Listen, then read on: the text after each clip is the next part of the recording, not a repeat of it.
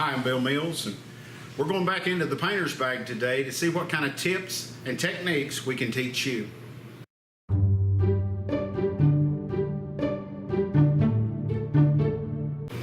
There's various types of brushes. We have everything from 1 inch all the way up to 4 inch and 5 inch brushes, but usually in the household you're going to want a good 3 inch brush. All types of brushes out there that you can choose from, but I recommend you just buying yourself a good nylon, latex, soft tip, angle brush. Flat paint has no sheen to it. It's a forgiving paint. It doesn't show a lot of shadows. Your room's not perfect. You want to hide a lot of things. Most common, our ceilings in our homes, we want to paint those with a flat type paint. It doesn't reflect the light. It doesn't have the glare that a semi-gloss or a gloss paint has. I like satin paint myself. It varies on what you like, and there's semi-glosses out there now. Beware, semi-gloss will show, and if your wall's not just perfect, it's going to show all those imperfections. Basically, with a semi-gloss paint or a high gloss paint, it's going to have more of a shine to it, more of a glare. Then you get down into your eggshells and in your flat type paints. They're not as durable. The more the gloss is, the more the body of the paint's going to hold up. It's just more durable. On the back of the can, it's a recommendation of about 300 to 400 foot per gallon. But I usually, the way I do this, rule of thumb, I'll measure out my room, get my square footage, and I'll estimate that gallon's going to run me about 300 foot.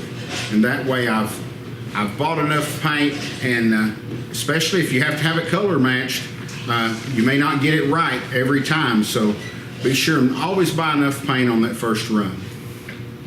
Some are oil-based paints they're trying to get away from now and go to more of an environmentally type friendly paint, and latex. It's a good cleanup with water. You can tell by just a little sample, you can touch it and it'll still be tacky. You want that paint before you add a second coat or before you do anything to it. You want it to be completely dry. Various types of products you're going to run into is our drywall product. They have it that comes in a bag that you can mix yourself at home. Pretty simple procedure. Just add a little water, mix it to the consistency. For the bigger projects, you want to buy this all-purpose joint compound. It comes in 5 gallons down to the smallest size to a gallon, maybe even a pint, to use on those little nail holes and things in the home. There's various types of caulk. I recommend a good latex caulk. You can caulk around your windows with it. It's waterproof. This type caulk that I have in my hand here today is a waterproof sealer type caulk. It's indoor-outdoor. These are called drip-free caulking guns, and what they do basically is once I let off the trigger, it lets off, and it doesn't keep continuous pressure on the tube. You've had that little run where the caulk just keeps coming. Well, these won't do that. I always like to use a good rubber back drop cloth, and I have those accidents or those spills, and the paint doesn't bleed all the way through my drop cloth and ruin the surface underneath. Sticky things on the wall or paint on the carpet, can't beat Goof Off. It's a great product, been out for quite a while, that you can use to take care of all those problems. We're always going to need a tape for those home projects, so mesh tape is a all-around good tape. This tape has an adhesive back on it, and what you do, you peel this off and you can cut it into the sections you need. When you get to some of those larger holes in the wall, and that way you can mud over that, and it'll help hold that mud in the hole real good for you. And some of my bigger holes, you can see I patched these here, but anything any larger than this, where it is pulled out and the back's pulled out on it, I'd recommend just cutting a square of this, putting it over there, and take your 6-inch putty knife and just kind of mud over that the first time.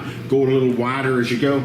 That's the secret to a good patch. Just go a little wider each time. These are little mini coaters. They're always handy to have on the job with you, because you get in those tight areas and those small areas where those bigger rollers and those paint brushes just won't reach.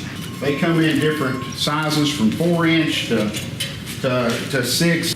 Now on our bigger areas, we have our 9-inch, 3/4 inch, up to here we have an 1.25 inches. Most homeowners, this is what we purchase when we paint. My recommendation today for you would be the old trusty 5-gallon bucket.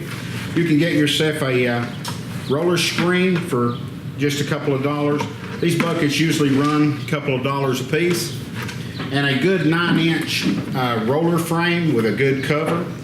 And plus, if I get tired of painting, and I can just put a plastic bag over the top of this, a garbage bag, seal it pretty good, and it's good till the next morning when I want to get it again.